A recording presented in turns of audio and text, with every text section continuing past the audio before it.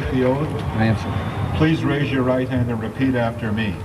I, George Walker Bush, do solemnly swear I, George Walker Bush, do solemnly swear that I will faithfully execute the office of President of the United States that I will faithfully execute the office of President of the United States and will, to the best of my ability, and will, to the best of my ability, preserve, protect, and defend the Constitution of the United States. preserve, protect, and defend the Constitution of the United States.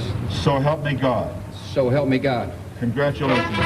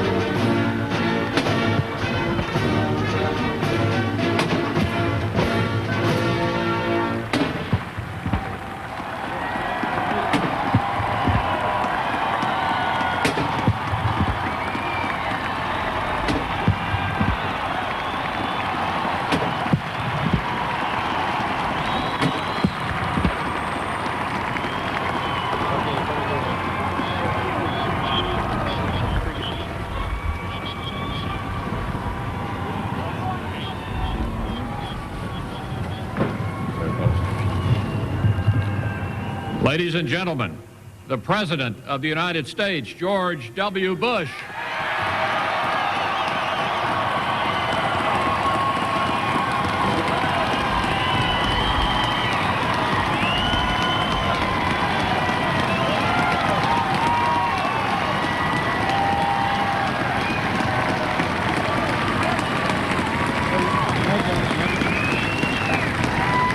Thank you all.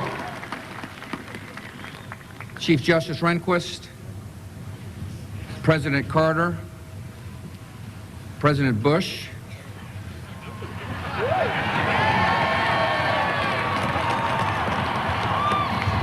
President Clinton, distinguished guests, and my fellow citizens.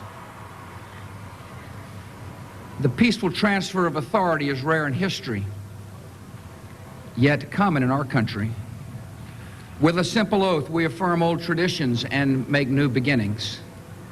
As I begin, I thank President Clinton for his service to our nation.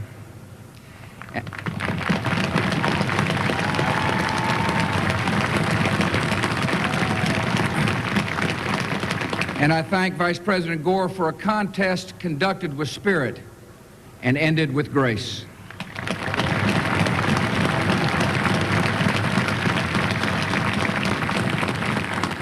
I am honored and humbled to stand here where so many of America's leaders have come before me, and so many will follow.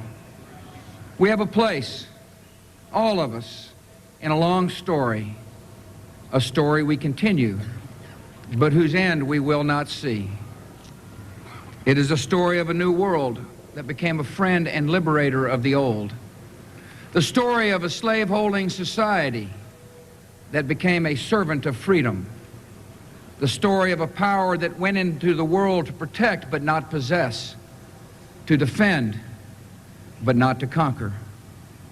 It is the American story, a story of flawed and fallible people united across the generations by grand and enduring ideals. The grandest of these ideals is an unfolding American promise that everyone belongs, that everyone deserves a chance, that no insignificant person was ever born. Americans are called to enact this promise in our lives and in our laws. And though our nation has sometimes halted and sometimes delayed, we must follow no other course. Through much of the last century, America's faith in freedom and democracy was a rock in a raging sea. Now it is a seed upon the wind, taking root in many nations. Our democratic faith is more than the creed of our country. It is the inborn hope of our humanity, an ideal we carry but do not own, a trust we bear and pass along. Even after nearly 225 years, we have a long way yet to travel. While many of our citizens prosper, others doubt the promise, even the justice of our own country. The ambitions of some Americans are limited by failing schools and hidden prejudice and the circumstances of their birth. And sometimes our differences run so deep, it seems we share a continent, but not a country. We do not accept this, and we will not allow it. Our unity, our union, is the serious work of leaders and citizens in every generation. And this is my solemn pledge. I will work to build a single nation of justice and opportunity.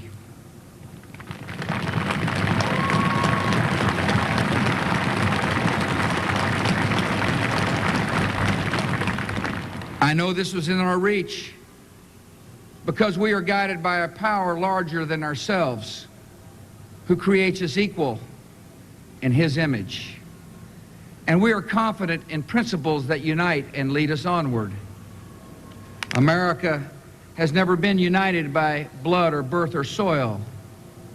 We are bound by ideals that move us beyond our backgrounds, lift us above our interests, and teach us what it means to be citizens. Every child must be taught these principles. Every citizen must uphold them.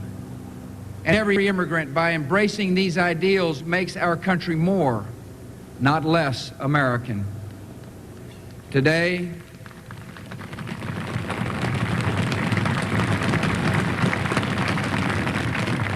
we affirm a new commitment to live out our nation's promise through civility, courage, compassion, and character.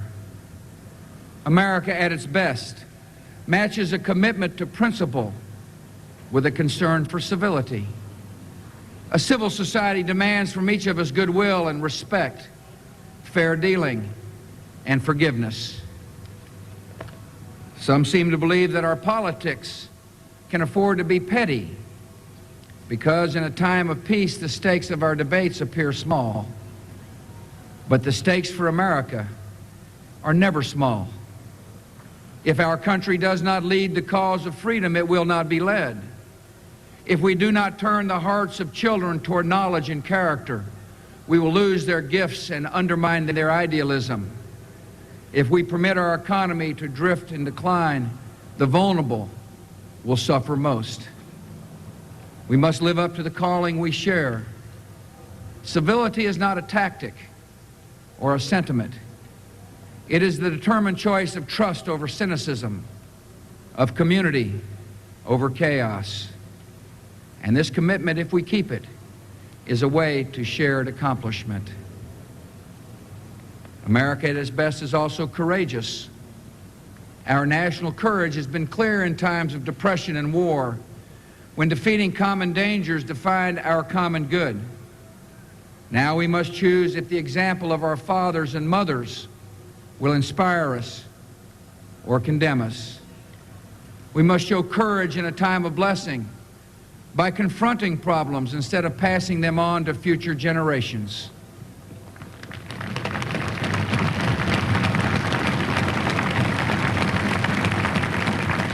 Together we will reclaim America's schools before ignorance and apathy claim more young lives. We will reform Social Security and Medicare, sparing our children from struggles we have the power to prevent. And we will reduce taxes to recover the momentum of our economy and reward the effort and enterprise of working Americans. We will build our defenses beyond challenge, lest weakness invite challenge.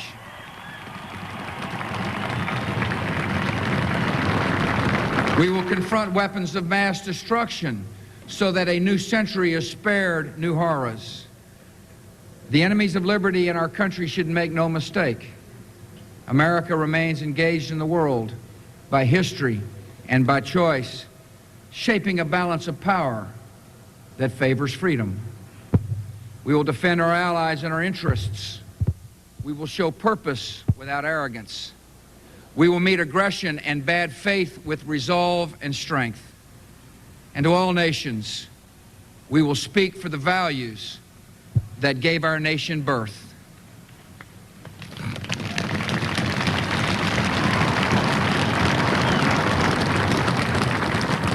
America at its best is compassionate. In the quiet of American conscience, we know that deep, persistent poverty is unworthy of our nation's promise.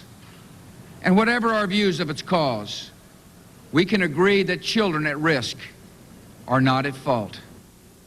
Abandonment and abuse are not acts of God. They are failures of love.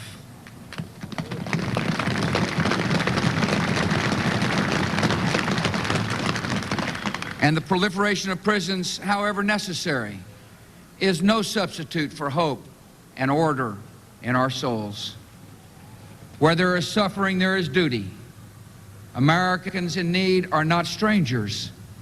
They are citizens, not problems, but priorities. And all of us are diminished when any are hopeless.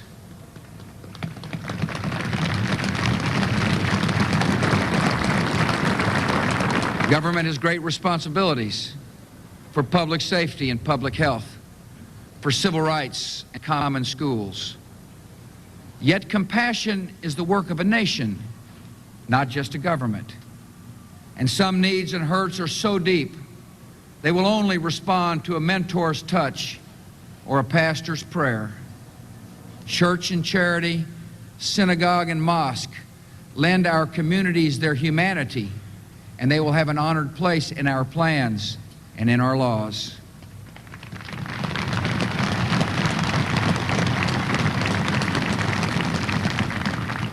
Many in our country do not know the pain of poverty, but we can listen to those who do. And I can pledge our nation to a goal. When we see that wounded traveler on the road to Jericho, we will not pass to the other side.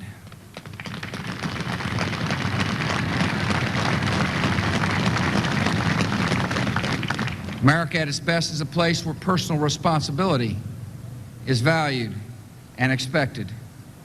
Encouraging responsibility is not a search for scapegoats.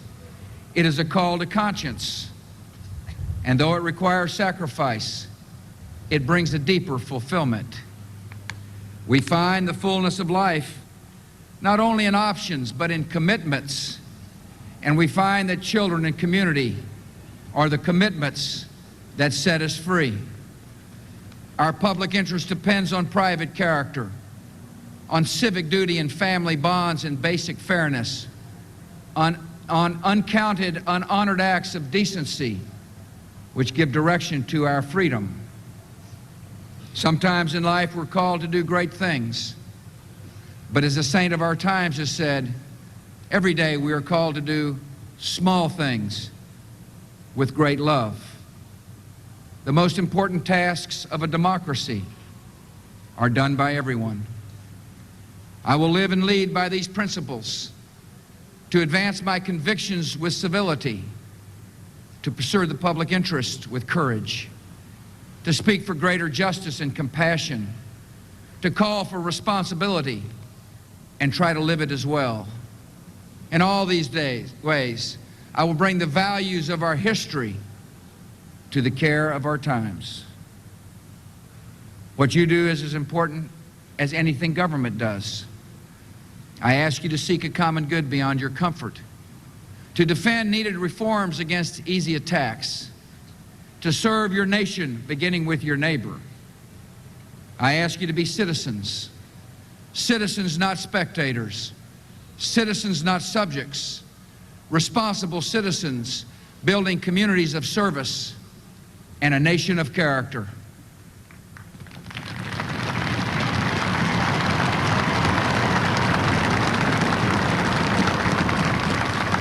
Americans are generous and strong and decent not because we believe in ourselves, but because we hold beliefs beyond ourselves. When this spirit of citizenship is missing, no government program can replace it. When this spirit is present, no wrong can stand against it.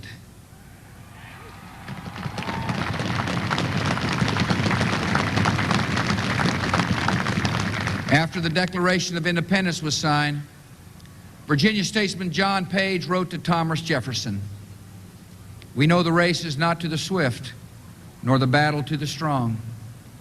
Do you not think an angel rides in the whirlwind and directs this storm?" Much time has passed since Jefferson arrived for his inauguration. The years and changes accumulate. But the themes of this day, he would know. Our nation's grand story of courage and its simple dream of dignity. We are not this story's author, who fills time and eternity with his purpose. Yet his purpose is achieved in our duty, and our duty is fulfilled in service to one another.